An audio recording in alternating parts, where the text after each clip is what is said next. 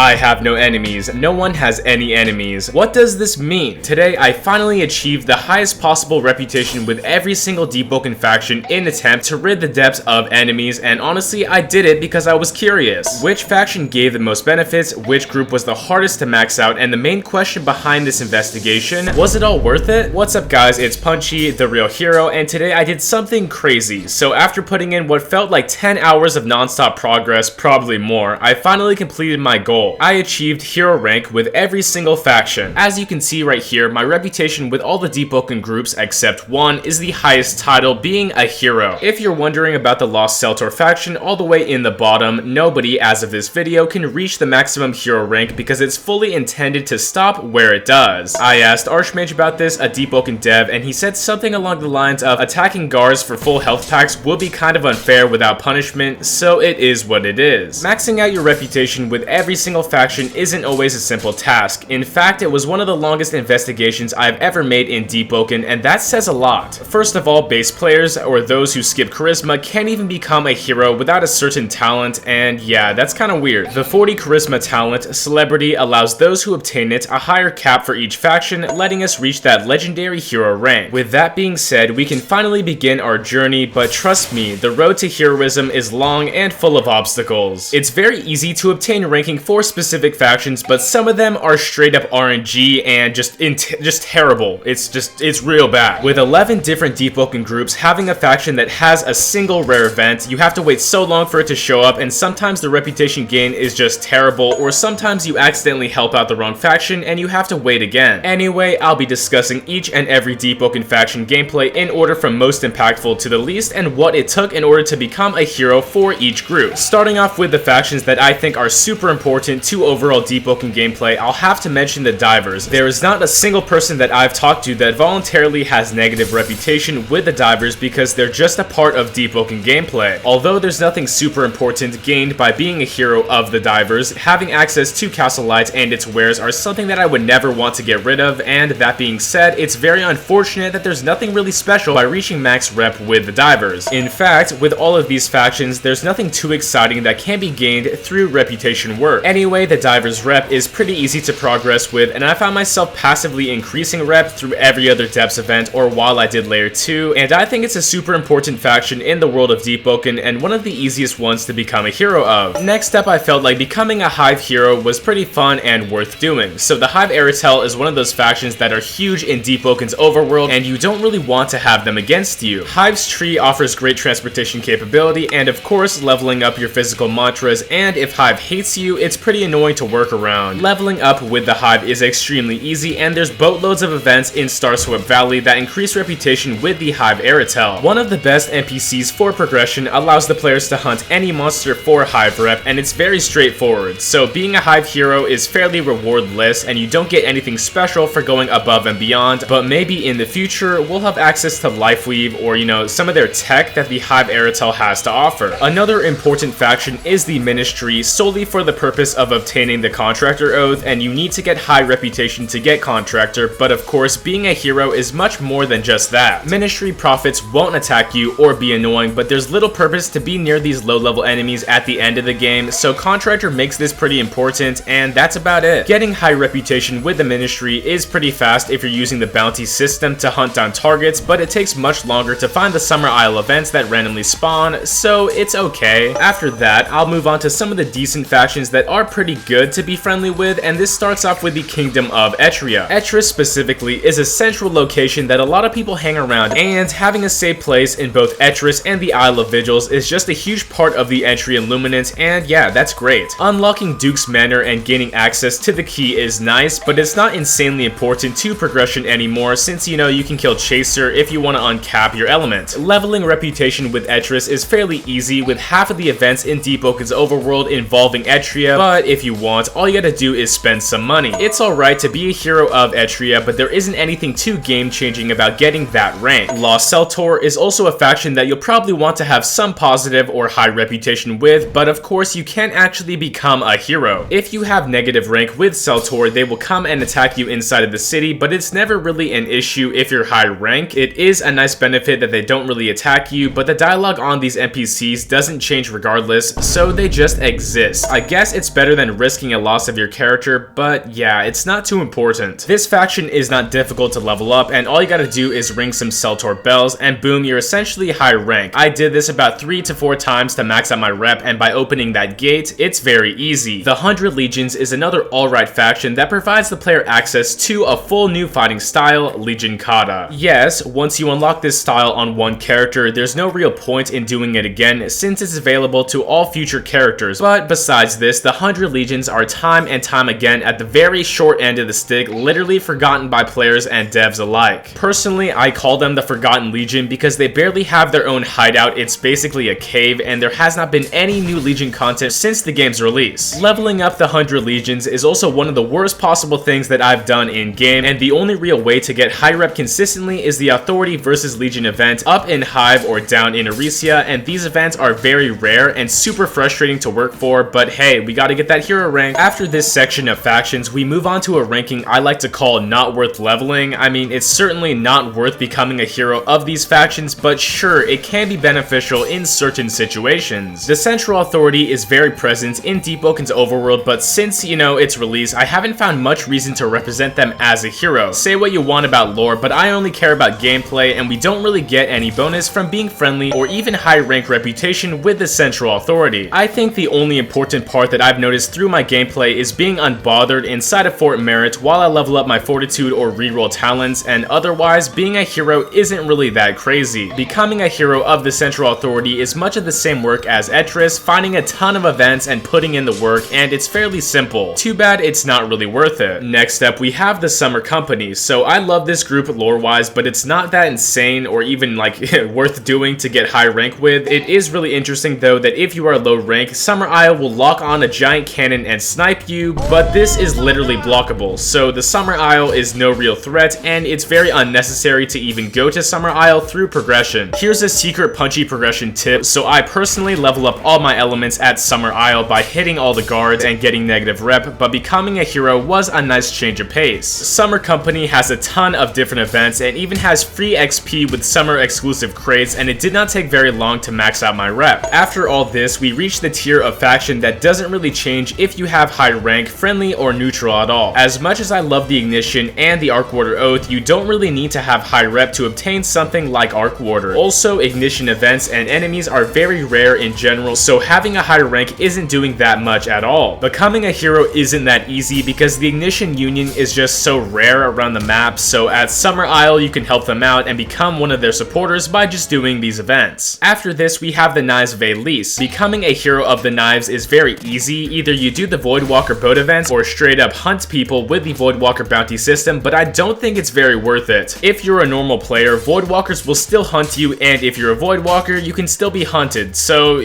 rep is ridiculous. It's not even needed. Adding on top of this, the Knives of Elise NPC events do not interrupt normal gameplay and can easily be avoided, so regardless, we can still become a hero and it's still not worth it. Finally, the last faction I was getting hero with, the Children of Neve. This faction is pretty easy to level up down at Meteor Isle, and its fast spawning meteor defense at the Isle, gives us a lot of rep. That being said, that's all there is to Neve gameplay in the entire game, as they have very little presence around the map, and it's alright, but not that needed. Now that I have become a hero with basically all the factions, I do want to reflect on what Deepwoken could do in the future to improve this system. I think there could be factions which are mutually exclusive for the sake of game realism. If you're high rank with Etris, it doesn't really make much sense to also have high rank with the Knives of Elise, so you would be forced to pick one instead of just both. This could be justified by adding rewards like cosmetics, titles, or special interactions which can be obtained through each faction, and if you get bored of one, you can always switch your alignment. These additions would make the world that much more dynamic and reward players for their time investment. My final statement about faction reputation, if we get an overall improvement to the system, is just increase the reputation gain if you're not negative with a faction, because this would save a ton of time, and yeah, no one wants to waste time. Anyway, I did my research and came back empty-handed, but hey, I can finally say that I'm Punchy, the real hero. If you enjoyed, make sure to like and subscribe because we're almost at 65k, and keep on hunting for Hollow Tide. As always, thanks again, it's punchin' time.